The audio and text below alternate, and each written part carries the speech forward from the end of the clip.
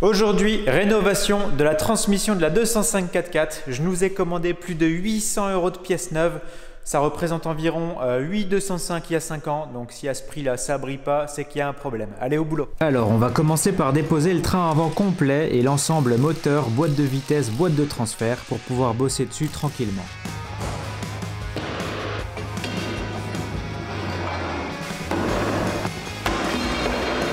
Sans déconner. Ah ouais, je suis con. C'est mieux comme ça. J'avais oublié le boulon.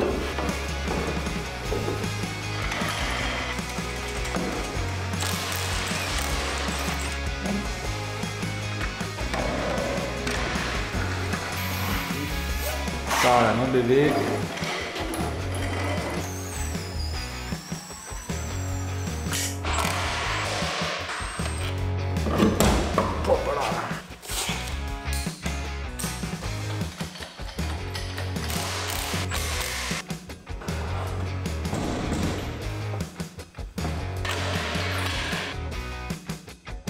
Maintenant que tout est déposé, je désaccouple la boîte de transfert et la boîte de vitesse du bloc moteur. Allez, ça part.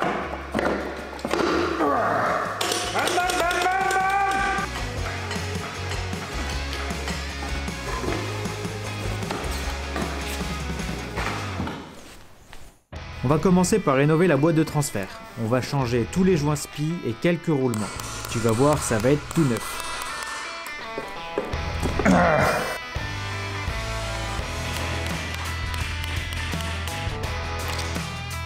La boîte de transfert, en gros, elle est en 4 parties. La première, c'est cette pièce en fonte avec le pignon de sortie qui va vers le pont arrière. Ensuite, tu as le corps de boîte en aluminium en 2 parties qui cache la couronne du renvoi d'angle. Et la quatrième partie, c'est le support moteur anti-couple que je tiens de ma main gauche. La pièce en alu est spécifique d'Angel et le seal and block, c'est de la pièce d'origine C15.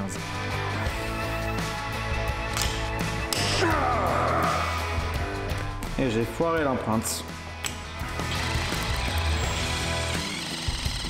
Alors, qu'est-ce qu'il y a par là, mon lapin? Ouh, c'est collé! Ah ah, il va falloir tapoter.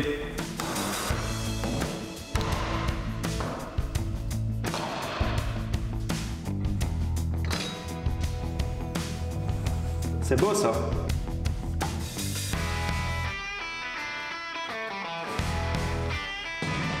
Alors là, on est sur la liaison boîte de vitesse, boîte de transfert. Et ce joint spi, je crois bien que c'est la seule barrière qui sépare les deux huiles.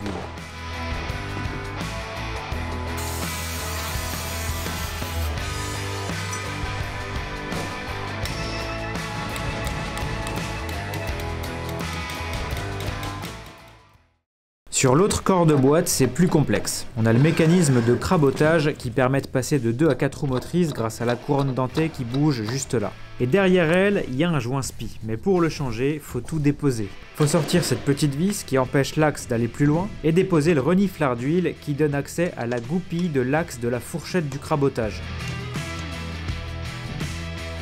Hop là, la goupille.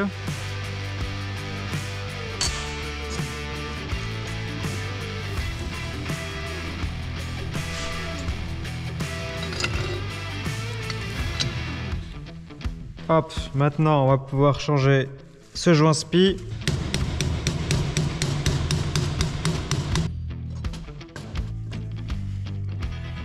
Voilà, allez, ça dégage. Hop, ça dégage. Un petit coup de propre, comme d'habitude.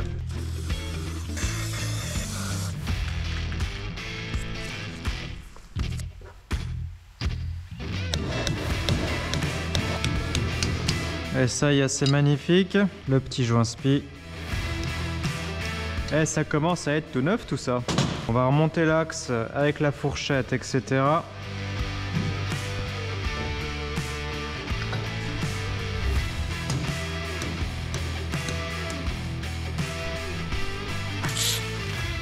Voilà. Alors ça, c'est le reniflard, c'est-à-dire que c'est la seule prise d'air qui se trouve au-dessus de la boîte de transfert. Ce qu'on fait sur les 4x4 normalement, c'est qu'on retire ce petit capuchon et qu'on met des tuyaux qui montent jusqu'à la prise d'air au schnorkel. Et donc ça permet d'éviter dans un passage de rivière par exemple, que de l'eau s'infiltre dans la boîte de transfert et que ça fasse de la mayonnaise. Est-ce que je vais faire la modif? Ouais, il faudrait. Et on n'aura plus qu'un tuyau à relier au moins au-dessus du moteur, on va dire. Les deux carters de boîte, c'est fait. À l'intérieur, on a un corps creux. Tu vois quelque chose là? Voilà. Dans lequel passe le cardan droit. On a une bague en plastique. Tu vois, la bague, elle vient comme ça, ce qui fait que quand tu emmanches le cardan, eh bien, ton cardan, il vient glisser comme ça et il évite d'abîmer le joint SPI qui se trouve juste derrière. Voilà, t'as compris? Sinon, ça créerait des fuites.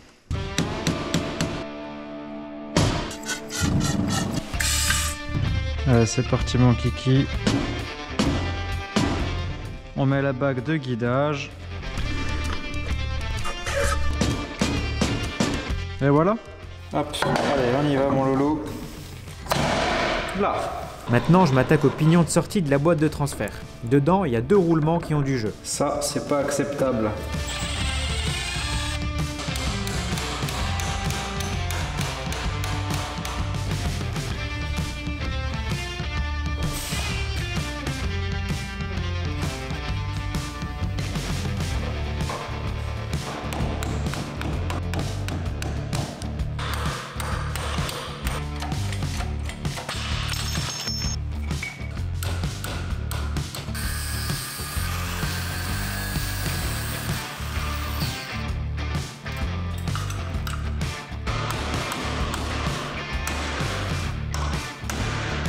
Il va jamais descendre, bordel!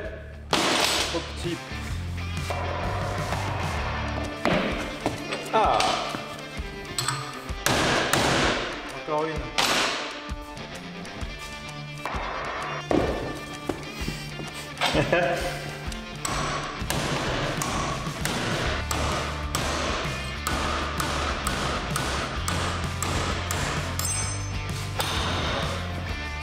Hop là. Et pour terminer, on a encore sur la pièce en fonte les 2 bagues extérieures des roulements qu'il va falloir extraire. Ça c'est facile ça.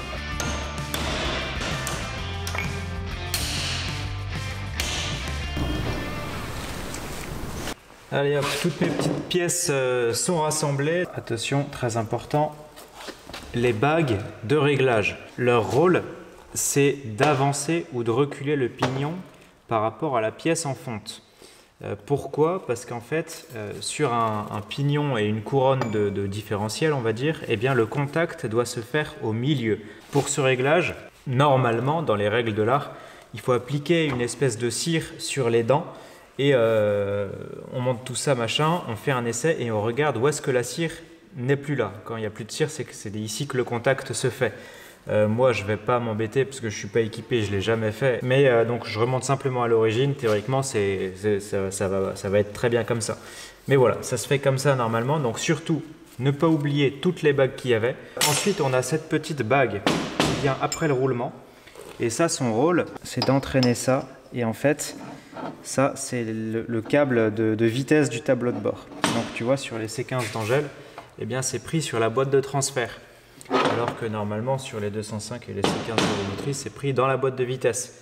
Et donc petite particularité sur un d'Angèle, quand tu retires l'arbre de transmission longitudinal, donc qui relie le pont arrière à la boîte de transfert, eh bien en 2 roues motrices, tu n'as plus la boîte de transfert qui est entraînée et donc tu n'as plus l'information vitesse au tableau de bord. Voilà. On s'en fout, mais voilà, comme ça vous avez l'info. Allez, on remonte tout ça, c'est parti. Bon, là j'ai essayé de refroidir le pignon avec une bombe de froid pour pouvoir rentrer les roulements à la main, mais sans succès. Il doit y avoir trop de masse à refroidir sur le pignon. Du coup, hop, direction la presse.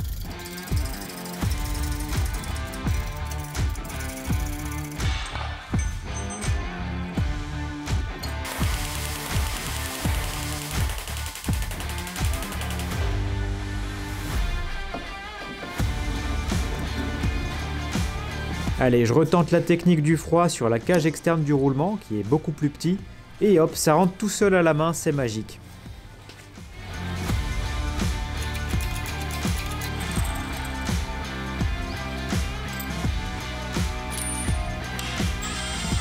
Et pour finir ce montage, on a simplement un écrou à sertir pour éviter que les roulements prennent du jeu.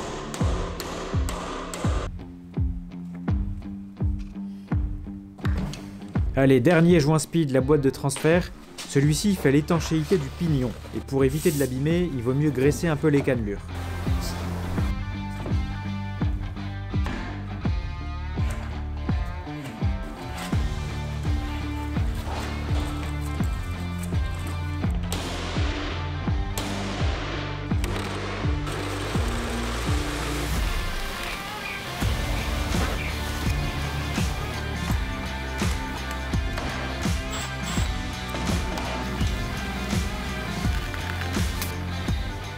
Et voilà, on en a fini avec la boîte de transfert. Et avant d'attaquer l'embrayage renforcé, merci au sponsor de cet épisode, Carly. Carly, c'est une solution OBD qui va te permettre de faire du diagnostic auto grâce à ce petit boîtier OBD que tu vas connecter à ta voiture. Tu vas aussi pouvoir faire de la lecture de données en temps réel et du codage sur certaines voitures. Dans la dernière vidéo, on avait fait un diagnostic poussé sur ma voiture perso et ça m'avait permis de trouver la panne. C'était le capteur ABS avant droit qui foutait le bazar dans le tableau de bord. Aujourd'hui, on se retrouve dans mon ancien atelier.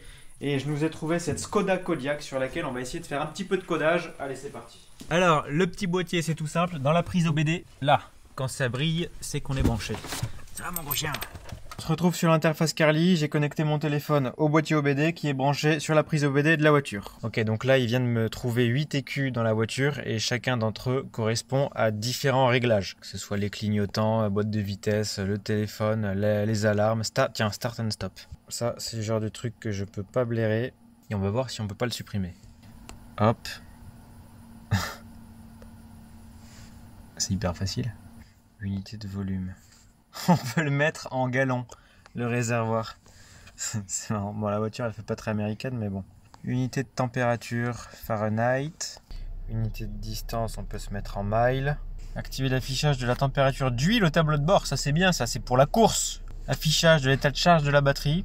C'est pas mal aussi. Donc là, on peut jouer sur le réglage de l'aide au démarrage en côte sur le frein électrique à l'arrière. Oh! On peut retirer le bip de la ceinture de sécurité si on la met pas. Mais il y a un nombre de réglages incalculable. Bien évidemment, ça va varier en fonction des options de ta voiture et du modèle de la voiture parce que c'est pas éligible avec toutes les marques. Et maintenant, on va passer aux lectures des données en temps réel. Ça y est, on a tout qui s'affiche à l'écran. J'accélère. Température d'admission d'air, on est à 30 degrés. 103 degrés pour le liquide de refroidissement. Température du catalyseur, on va le décrasser. 355 degrés. Ah ouais, ça chauffe là-dessous. Voilà, si Carly est un produit qui peut t'intéresser, tu trouveras tous les liens en description de vidéo. Et il y a aussi un code promo BPTK, vous avez 15% de réduction sur le boîtier, l'application et le smart mécanique, donc n'hésite pas à en profiter. Sachant que Carly, c'est un abonnement annuel qu'il faudra renouveler chaque année, puisque chez Carly, il travaille en permanence sur des mises à jour, et ça c'est plutôt cool, puisque ça veut dire que même une fois que tu as acheté ton boîtier, il continue d'évoluer. On a fini avec la boîte de transfert, maintenant on passe à la boîte de vitesse. Ici on a le volant moteur et le kit embrayage d'origine du 1,9 litre turbo diesel. Ça va très bien pour un 1,9 litre turbo diesel 2 roues motrices avec un réglage d'origine. Le problème, c'est qu'on a deux éléments qui vont changer. Le premier, on est en 4x4. Et le deuxième, c'est qu'on va venir toucher la pompe à injection et le turbo un petit peu plus tard. Et donc ça, c'est deux facteurs qui font qu'on a sûrement l'embrayage qui risque de patiner. Donc ma solution pas chère et efficace, c'est de passer sur un kit complet 2 litres HDI. Donc ça, c'est un volant moteur de 206. Je l'ai trouvé chez Chatrex. Et ça, c'est un kit embrayage complet. Même chose de 206 qui est en 230 mm au lieu du 215 mm. Donc tu vois, les ressorts sont plus gros, etc. Et ça va être pas trop mal. Allez, on installe ça, c'est parti. Alors le joint SPI derrière de Villebrequin, faut pas hésiter à le changer. Moi je l'ai déjà changé quand on a refait tout le bloc entièrement. Donc c'est tout neuf.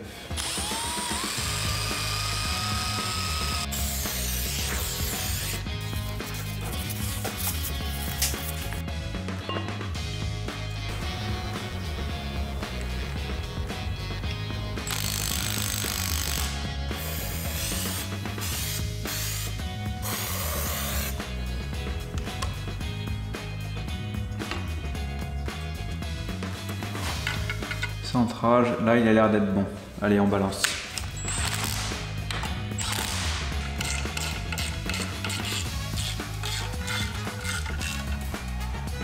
Allez, on va s'enquiller la boîte de vitesse.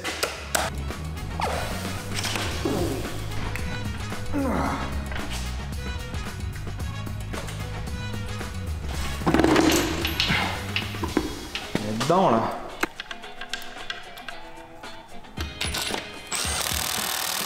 Pour finir la boîte de transfert, eh bien, on a des améliorations à apporter, le plus d'améliorations possible à apporter pour éviter que ça recasse. Alors il faut savoir que sur le C15 d'Angèle, on n'a pas un silent block inférieur anti-couple, mais bien deux. Pourquoi? Eh bien tout simplement parce qu'on a aussi le couple de la transmission qui augmente le stress du moteur. Alors d'origine, ils mettent le silent block d'origine qui est juste là. Donc c'est le même silent block que sur les 205 et les C15. Il y a juste le support en fonte d'aluminium qui est différent. Vu qu'ils sont montés trop légers, eh bien moi je les renforce avec du Sika. Comme tu peux voir, il s'est décollé. C'est une solution qui fonctionne mais qui n'est pas très durable. D'ailleurs, je vous ai fait une story sur Instagram. On est plusieurs à utiliser le Sika. Il y en a d'autres parmi vous qui utilisent de la colle à pare-brise. Donc j'imagine que c'est plus solide. Peut-être plus durable aussi, mais pour aller plus loin dans ce projet, eh bien, j'ai commandé un silent block renforcé qui est plein en caoutchouc. Il y a même une deuxième bague en acier au milieu, donc ça doit être quand même beaucoup plus rigide que celui d'origine. Ce deuxième silent block, il est pris juste ici, donc pas sur la boîte de transfert, mais sur la boîte de vitesse. Et cette partie en caoutchouc, eh bien, elle est prise sur un espèce d'axe qui est boulonné sur le berceau. Et avec le silent block anti-couple d'origine 205, eh bien, vu qu'il est trop mou, eh bien, ça m'est arrivé de casser cette pièce métallique.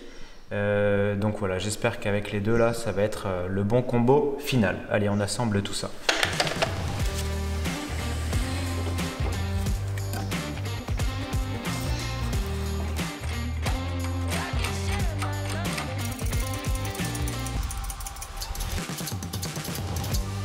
Ouh, ça commence à me plaire cette affaire.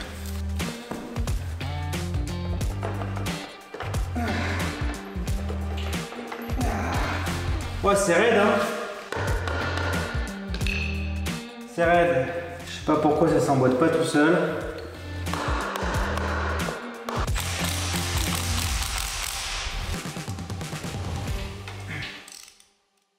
Je vais faire un petit test de résistance avec mon tournevis.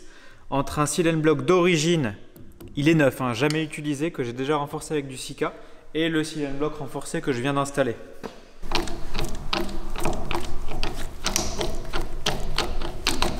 Bon, tu vois, ça gigote quand même pas mal, on va passer à côté. Je vais mettre la même force.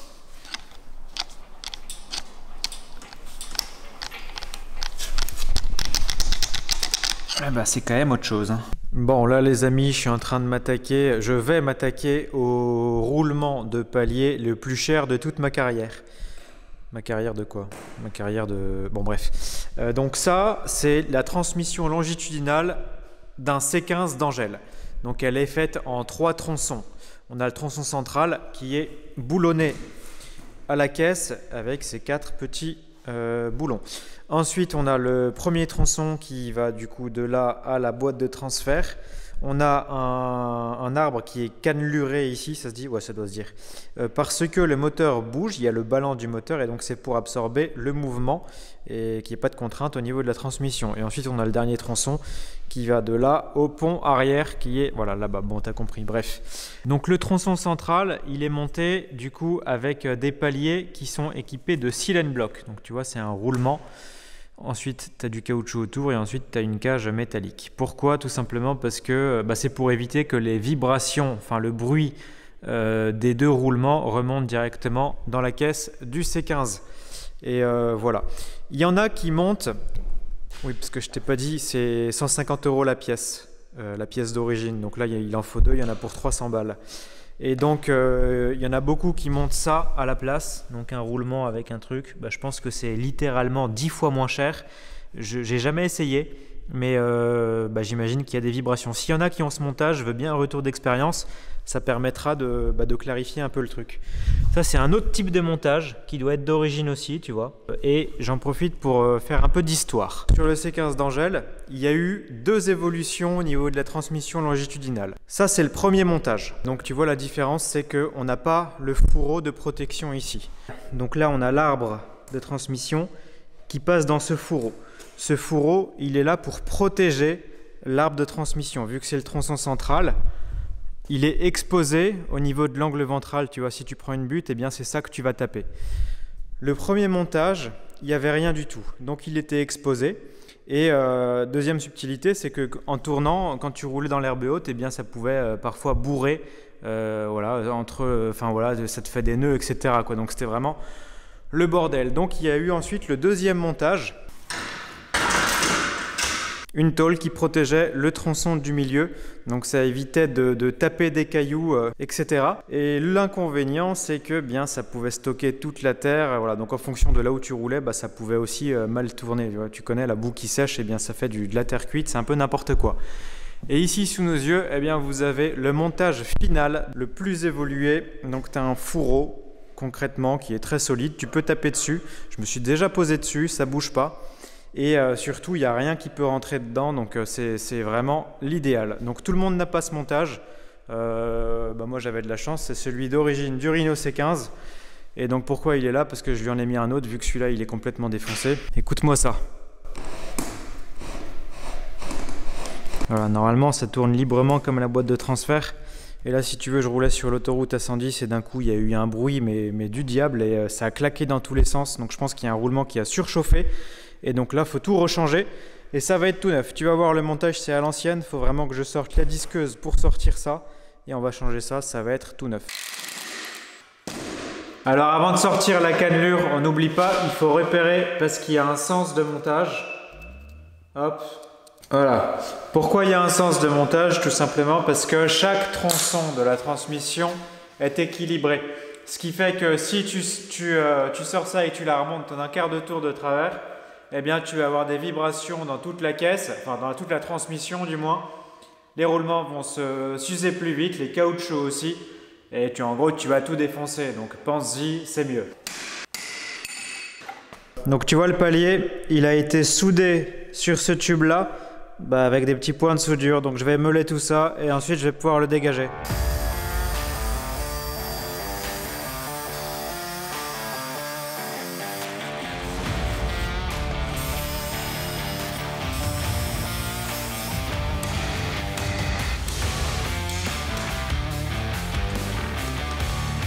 Ah mais j'ai pas d'arrache roulement moi.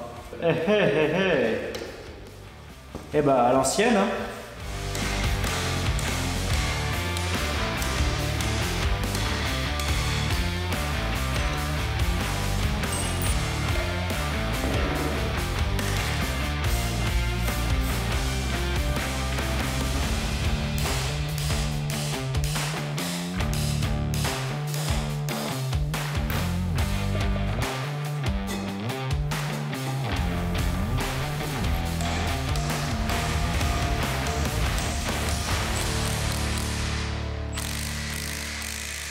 Allez, ça c'est fait. Alors petite analyse après travaux, ça c'est les roulements qui sont pris du coup dans les cages derrière les caoutchoucs.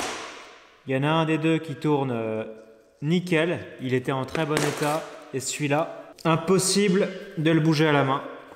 Donc c'est celui-là qui devait causer problème. Ça dégage, et puis ça, on sait jamais, ça pourra resservir.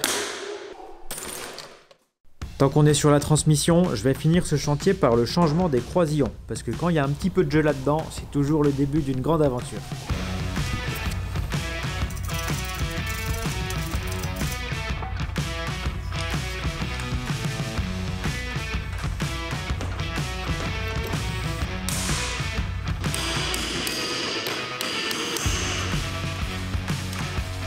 Tu vois là, on a une petite imperfection. On va ajuster ça.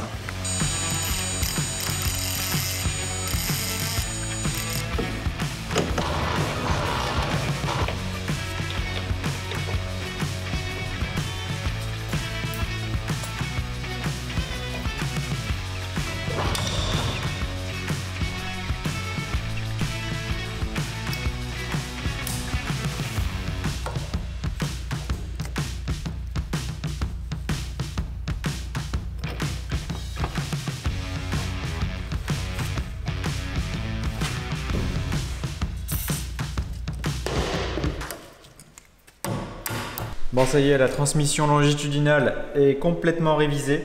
Il me restera juste quelques points de soudure à faire ici parce que les paliers ne sont pas soudés au fourreau. L'arbre avant, il est fait. il y a simplement l'arbre arrière que j'ai pas révisé. Pourquoi? Eh bien tout simplement parce que les empattements du C15 et de la 205 ne sont pas les mêmes. Donc l'arbre arrière, je vais devoir le raccourcir et vu que je ne sais pas encore comment je vais faire, eh bien on le fera plus tard.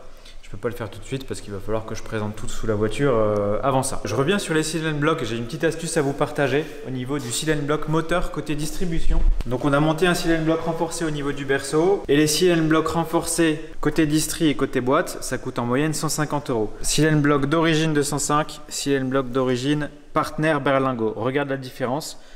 Je vais tirer dessus le plus fort possible avec 2 doigts.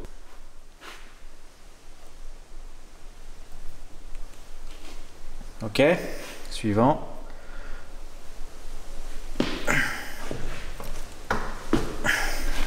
C'est impressionnant, la différence est incroyable. C'est vraiment une astuce à 2 balles parce que ça doit coûter 13 balles et ça 15 balles. Donc voilà, profitez-en. Et astuce déjà faite sur le Rhino C15, ça fonctionne. Seule petite différence, c'est qu'on a un diamètre là au niveau du métal qui est beaucoup plus important sur celui-là. Et donc il faut le passer à la meuleuse tout autour, ça prend un petit peu de temps. Mais voilà, ça se fait et ça évite le tassement. Celui-là, je l'ai déjà vu avec 1 cm de moins tassé après 1 an d'utilisation. Maintenant, je vais enfin pouvoir m'attaquer à la rehausse complète de l'essieu avant. Donc, cale moteur pour le descendre, adaptation du berceau, le rabaisser, rehausse de suspension. On a 10 cm de rehausse à gagner, enfin à faire, sans compter la rehausse des pneus. Donc, en garde au sol, on va gagner une quinzaine de centimètres. Ça va être un truc de taré. Je suis très content. Parce que ce qu'on va faire sur cette 205, c'est du jamais vu sur YouTube. Ça va avoir une sacrée gueule, ça va être hyper solide, ça va être fiable et ouais, trop bien quoi. Donc vous avez les pièces juste derrière vous sur la petite palette qui vient tout droit de chez Chatrex. Je vous en dis pas plus et on se retrouve comme d'habitude dans la prochaine vidéo. Salut!